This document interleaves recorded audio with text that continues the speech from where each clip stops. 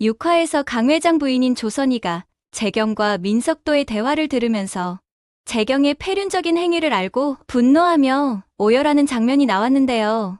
재경이 싸가지가 없다는 건 알고 있었지만 이 정도일 줄은 몰랐던 것입니다. 게다가 자식한테 죽임을 당할 뻔한 강 회장이 너무나 불쌍했죠. 친모가 아닌 자신을 구박하고 무시하는 건 모두 인내하고 참아온 그였는데요. 하지만 회장 자리를 차지하기 위해 친부를 죽이려 한 행위까지는 도저히 용납할 수도 이해할 수도 없었던 것이죠. 너무나 무서운 사실에 조선인은 방글이에게 이 사실을 전하며 강 회장을 지키기 위한 대책을 세우게 되는데요. 그 일환으로 방글이가 더 이상 숨어 지내는 것이 아니라 재경과 재성에 맞서 적극적으로 싸우게 만드는 것이었습니다. 사실 이것은 강 회장뿐 아니라 자신과 방글이를 지키는 방법이기도 했죠. 강 회장 또한 어리다고만 생각했던 방글이 생각보다 잘 자라준 것에 대해서 너무나 감사했는데요. 게다가 재경보다 훨씬 더 뛰어난 사업가 자질을 가지고 있는 방글이를 보며 흐뭇해했죠.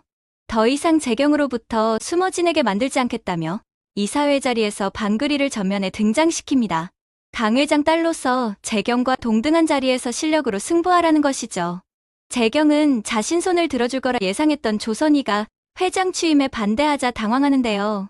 게다가 코마개의 전문의까지 데려와 강 회장이 빨리 깨어날 수 있게 치료에 전념하겠다고 선언한 것입니다. 자신도 모르게 담당 주치의까지 바꿔버리는 준비를 한 것이죠. 조선희로부터 제대로 뒤통수를 맞은 것인데요. 당황한 재경은 이사회에서 담당 교수를 바꾸는 것에 반대하며 현재 주치의로도 충분하다고 말합니다. 게다가 현재 아버지 상태로 볼 때 깨어나는 건 무리라고 단정지어 말하죠. 하지만 자신이 알던 이전에 순종적이던 조선희가 아닌데요.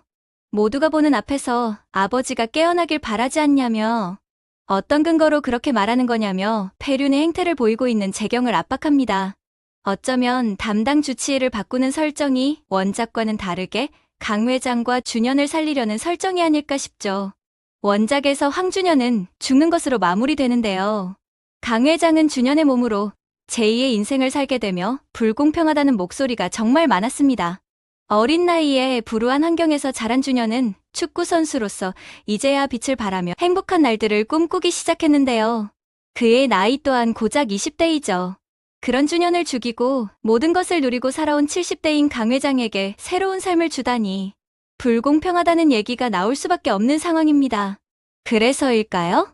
드라마에서는 준현을 살리는 방향으로 가는 것으로 보입니다. 두 가지를 예측해 볼 수 있는데요. 첫 번째는 다른 누군가와 몸싸움 과정에서 사고 충격으로 강 회장이 원래 자신 몸으로 돌아가는 것입니다.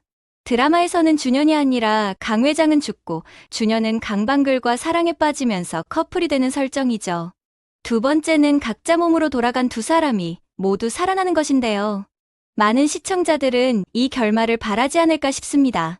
방글이는 준현 몸에 강 회장에 있다는 사실을 모른 채 서서히 그에게 빠져드는 듯 보이는데요. 강 회장 또한 준현으로 인해 자신이 모르고 있던 사실들에 대해 많은 것을 알게 되는 계기가 됩니다. 방글이가 자신이 보낸 유학생활에서 얼마나 힘들고 외로운 생활을 했는지, 아버지가 무서워 엄마한테 전화 한 통 제대로 할 수 없었는데요.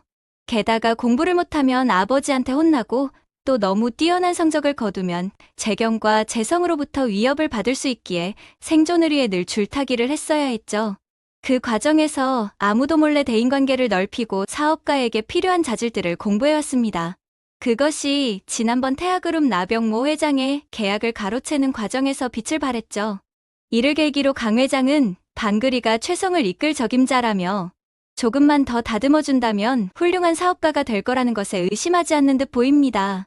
강 회장은 모두가 자신을 나쁜 사람이라고 치부해도 부인 조선이만큼은 자신을 끝까지 믿어주는 모습에 눈시울이 붉어졌는데요.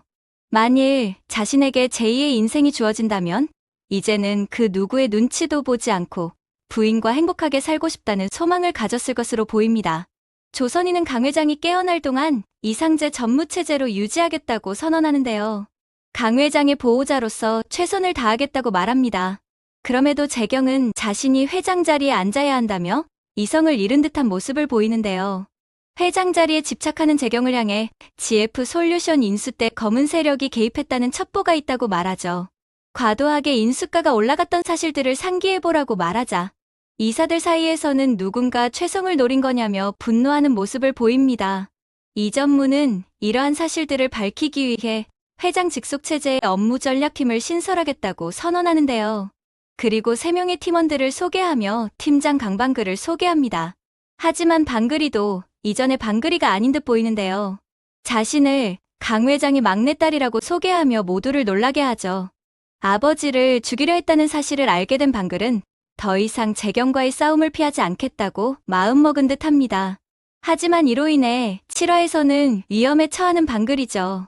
재경뿐 아니라 나병무로부터도 타겟이 되는 방글이입니다. 그런데 처음부터 강 회장이 나병무에게 놓은 덫이 아닌가라는 생각이 드는데요. 준현 3인방은 나병무 계약을 가로채는 과정에서 얼굴을 드러냈습니다. 일반적인 상황이라면 상당히 위험한 발상이죠. 하지만 얼굴을 드러낸 건 자신들을 공격해오게 만들기 위한 것이 아니었을까 싶죠. 이들의 정체를 알게 되면 나병무가 가만히 있을 리가 없는데요. 예상대로 방글이 최성의 막내딸이라는 사실을 알고 재경한테 제거해주는 조건으로 딜을 시도하죠. 강 회장이 노린 것도 바로 이것입니다. 예상대로 7화에서 방글이가 사고를 당하는 장면이 나오는데요. 배우는 태아그룹 나병무 회장의 것이고 강 회장은 이를 대비해 준비를 했을 것으로 보이죠. 어쩌면 방글이 차에 타고 있던 사람은 다른 사람이 아닐까 싶은데요. 방글이가 탄 것처럼 위장을 한 것이죠. 이로 인해 방글이는 상처 하나 없이 무사할 것 같습니다. 대신 강 회장의 덫에 제대로 걸린 나병무는 위기를 맞게 될 것으로 보이죠. 현장에서 일부 사람들은 현행범으로 체포될 것 같은데요. 재경과 나병무의 숨통을 서서히 조이지 않을까 싶습니다. 재성은 GF솔루션 인수를 두고 재경과 정면 승부를 벌였는데요. 장인이자 태아그룹 회장 나병무의 자금까지 받아 인수전에 나섰지만 준현의 계략에 실패했죠. 이 과정에서 자신도 모르게 나병무와 아내인 나은세의 계획에 휘말려 버렸습니다. 회장 자리에 집착한 재성은 점차 무모한 선택을 하기 시작했는데요. 재성은 나병무의 무릎까지 꿇으며 태아 자금을 끌어왔고 자신이 가지고 있던 최송그룹 일부를 담보로 맡기는 결정을 하게 되죠. 하지만 준현의 계략에 제대로 말려든 재성은 인수는 고사하고 나은세에게까지 배신당하며 점점 위기에 몰리는 상황입니다.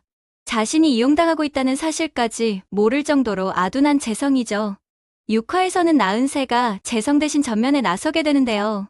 최성물산을 가지기 위한 야망을 본격적으로 드러냅니다. 이 사실을 알게 된 재경은 나은세를 경계하지만 그에게 제대로 약점을 잡힌 재경이 끌려다니게 될 것으로 보이죠. 강 회장은 나병무와 사돈을 맺을 당시 그에게 한 가지 약조를 받아냈는데요.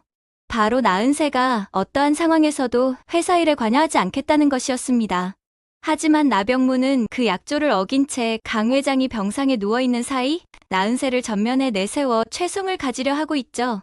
하지만 재성과 재경은 방어는커녕 속수무책으로 당하리기에 처해 있는데요. 예고에서 재경은 경찰 수사를 받는 모습을 볼 수 있습니다. 이 전무는 이사회에서 재경이 GF솔루션 인수 당시 검은 자금을 끌어왔다는 사실을 밝혔는데요. 아마도 그가 비자금을 보유하고 있었다는 사실에 대한 자료를 경찰 쪽에 넘긴 것이 아닐까 생각되죠. 재경 입장에서는 회장 자리는 물론 자신의 신상에 문제가 생기기에 처한 상황인데요. 이때 나병무로부터 한 가지 제안을 받게 되죠. 바로 눈에 가시 같은 강방글을 제거해주겠다는 것입니다. 사실 이는 재경을 위한 것이 아니라 자신 계약을 가로챈 방글이한테 복수를 하려 한 것인데요. 재경이 아니라 하더라도 방글이를 가만둘 리 없죠. 이 사실을 모르고 있는 재경은 또다시 나병무로부터 이용당하고 맙니다. 재성에 이어 재경까지 태아그룹에 휘둘리게 되는데요. 강 회장이 없다고 이렇게까지 무능해도 되는 걸까요? 그렇다면 나병무는 대가로 어떤 걸 요구하게 될까요? 아마도 최성물산을 달라고 압박하지 않을까 싶습니다. 이는 나은세가 재경을 통해 이미 속내를 드러냈는데요. 준현이 재경한테 경고한 일이기도 했죠. 게다가 재성한테도 최성의 일부 부동산을 매각하고 그 자금으로 최성물산 주식을 사자고 말하기도 했습니다. 결국 회장 자리를 놓고 물산을 주는 대가로 방글이 제거에 동조하지 않을까 싶습니다. 자신 앞에 방해가 되는 조선이와 방글이를 한 큐에 제거하려 드는 것이죠. 7화에서는 나병무를 상대로 강 회장이 어떤 계략을 펼칠지 몹시 기대됩니다. 오늘 영상은 여기까지입니다. 구독, 좋아요 눌러주시면 감사드리겠습니다.